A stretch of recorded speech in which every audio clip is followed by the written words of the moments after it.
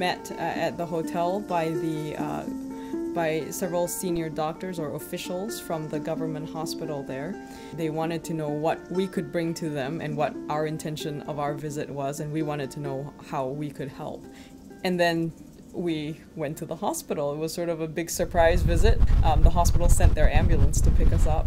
Since you are experienced here, tell me what your wish is as a physician in this community, how we can help you.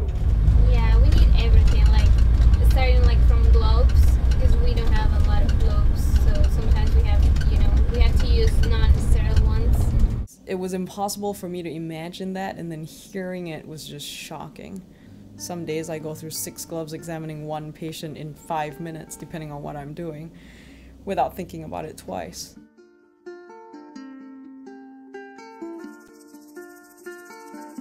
Walking down the dirt road to the future clinic site, you could tell that the clip in Luis's walk just kind of picked up one notch.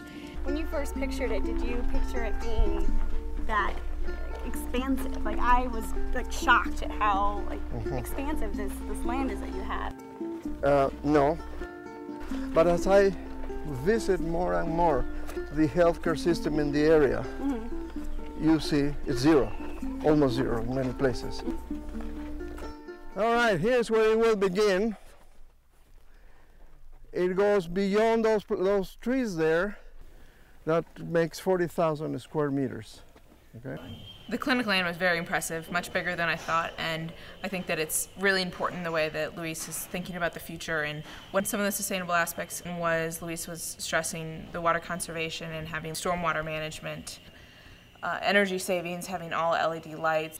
Being this close to the equator, there's sun almost year-round, so allowing solar panels to collect energy will be a huge resource for the hospital. I think the clinic will facilitate multiple specialists from America as well as around the world to be able to visit this very isolated part of the world and bring our expertise there. We did 3 operations, and we were blessed by a group of people who were extremely interested in helping us.